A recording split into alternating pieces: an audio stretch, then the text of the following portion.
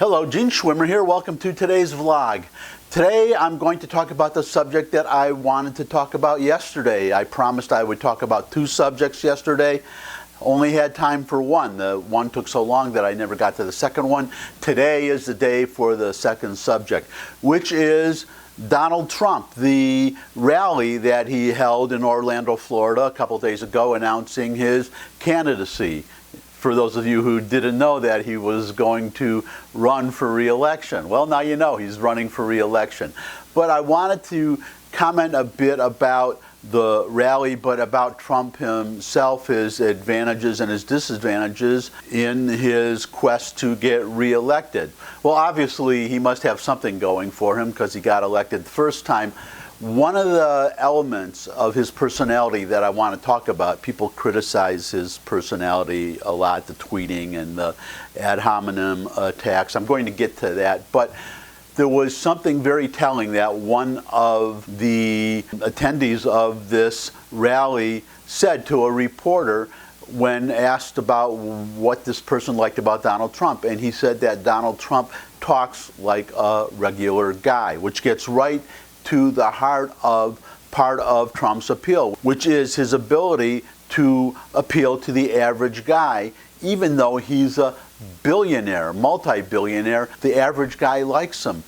What's the secret? What is the reason for this? I think I can offer some insight because, as I've mentioned in past vlogs, I'm a real estate broker, licensed real estate broker, now living in Tennessee, but I'm licensed in New York State. I worked in New York City, Manhattan, just blocks away, maybe a 2-minute walk from Trump Tower. Even though I live in Tennessee now, I still work with the people back in New York. But the point is, I have been a real estate broker, commercial real estate broker in New York City for over 20 years. So I can talk about not so much Donald Trump specifically, well, it is him specifically, but about an aspect of him that I think accounts for his appeal to the average guy.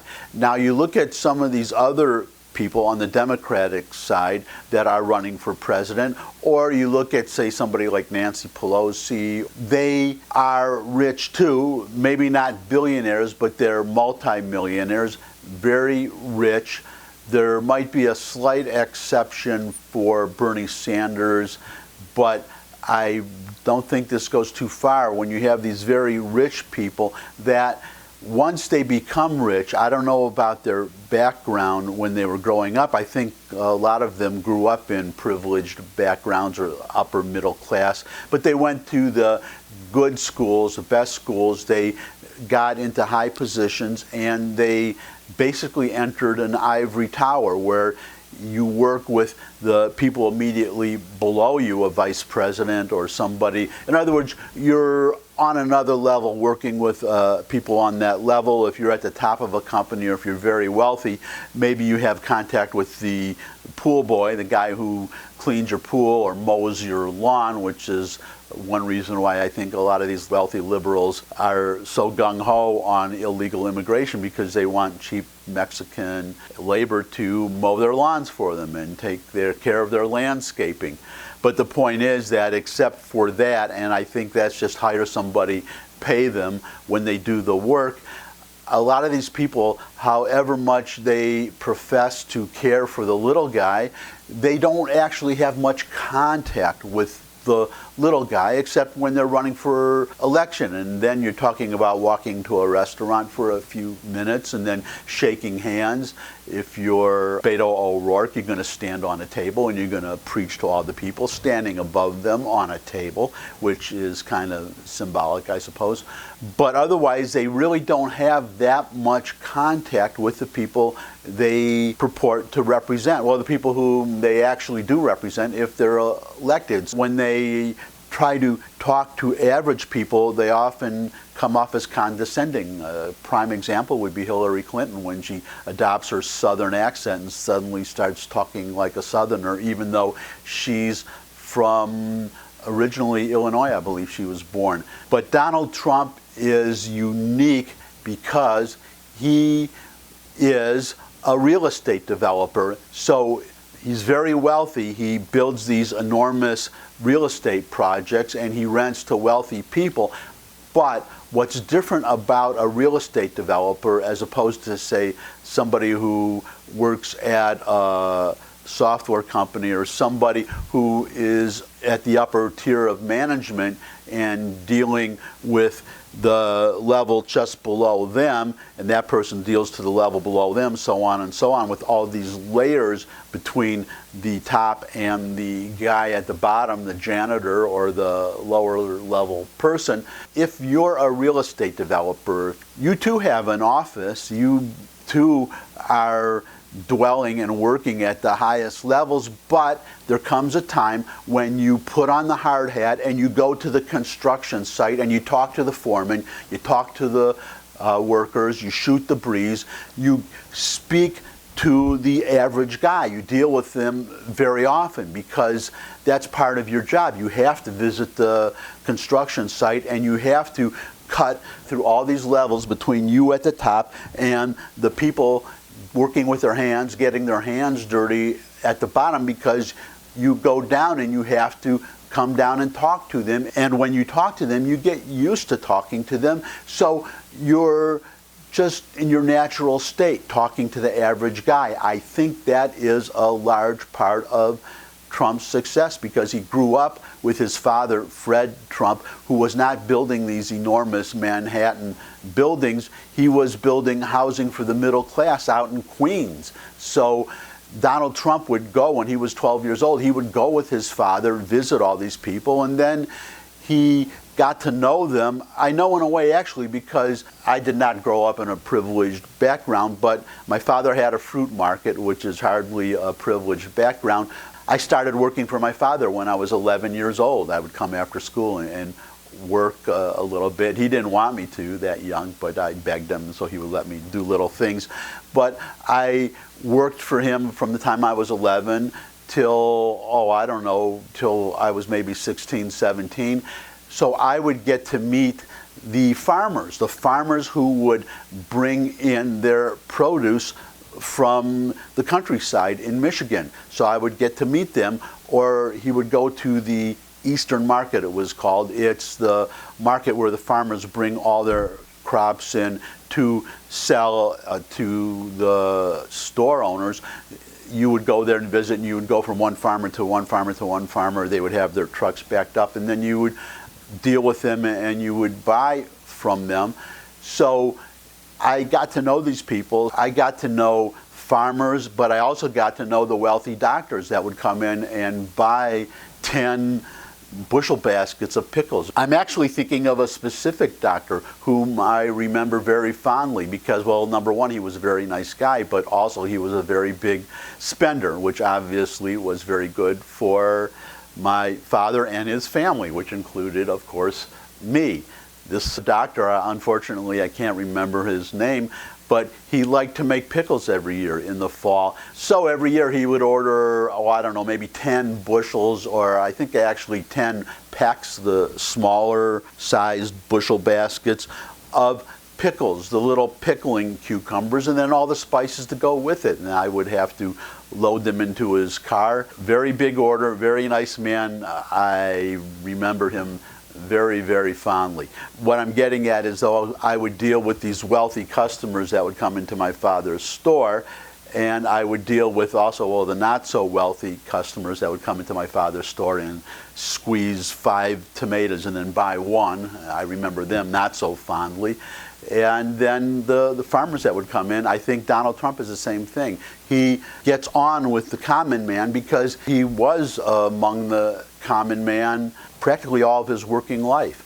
I think people sense that when he talks to the common man. Donald Trump is comfortable, naturally comfortable, speaking with them, so they don't sense any of the condescension that they might sense from another candidate, from these wealthy liberals who own several homes, and they keep talking about the common man and coming up with these programs to help the common man, programs that are worked out on paper by university professors who also spend their entire working lives in the insulated environs of academia, Donald Trump has a big advantage over them. Now, my criticism of Trump, well, it's the one that everybody has. It's the tweeting, he's supposed to be positive.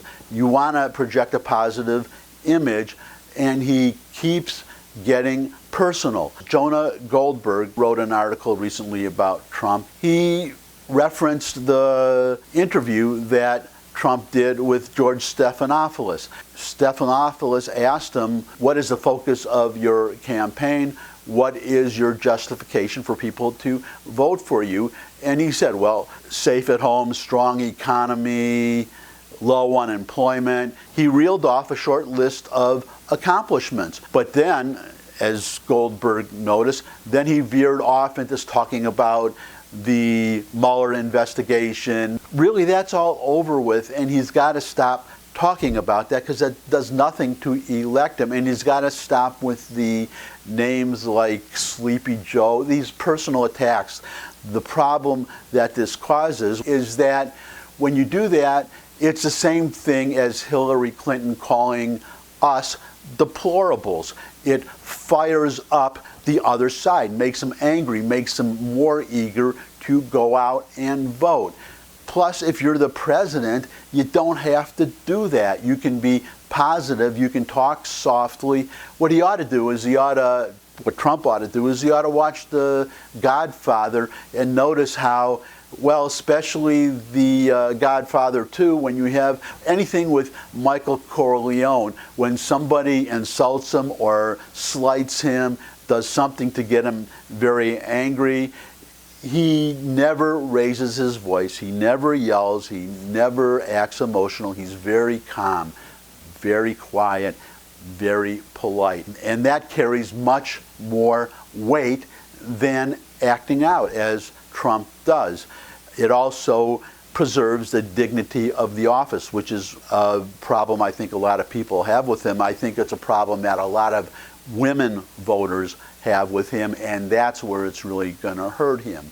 In the suburbs, suburban women, I think that's going to hurt him. That's something that he's going to have to overcome. I hope he can overcome it, but if he doesn't, well, that's the problem. He is his own worst enemy. If he would just vet his tweets, have somebody look at his tweets before he sends them out, because those tweets can be a strength, and they are a strength in some instances when the so-called fake media, when they try to bury stories of his accomplishments, he can tweet the facts right out, directly to the people. He has an ability to speak directly to the people that, say, a Ronald Reagan never had. Now we have the internet and we have Twitter. Trump can speak directly to the people, but when he does, he's got to be careful what he says. He should be touting his accomplishments. When Nancy Pelosi says that Trump needs an intervention or he's sick, he should say, I've met Nancy, she's really a nice woman. I really like Nancy Pelosi. I think that's a much better way to handle it. It lets him take the high ground. Well, it actually accomplishes more than spouting off against Nancy Pelosi. Or use that phrase that he may not know it because he's spent his whole life in the North, but I've been in the South since January. So, Donald, if you're watching, there's this beautiful phrase, bless your heart, or bless her heart. So when Nancy Pelosi insults you, President Trump, just say, bless her heart. That's my suggestion, and that's my vlog for today. Thanks for stopping by. Looking forward to seeing everybody again. As usual, thumbs up if you like this video. Show the world how much you like this video. Well, you can't show the world how much you liked it, but you can show them that you liked it with a thumbs up. You can demonstrate how much you liked the video by sharing it with your friends. Share the URL to this video or to any other videos or to the whole channel. If you have a Twitter account, you can tweet out the URL to any video or to my channel, and then you can invite your followers to retweet. You can put any comments you may have, because you just heard what I think. I mean, you hear every day what I think. I want to hear what you think. That's one of the reasons I do this, to have a little back and forth, to hear from you, not only what you think, but your suggestions. If you have a suggestion for a topic you'd like me to cover, then you can put that in the comments. You can also argue with other commenters, get a little debate going, and finally, subscribe, and then you will know the instant I put up a new video. You will be instantly alerted.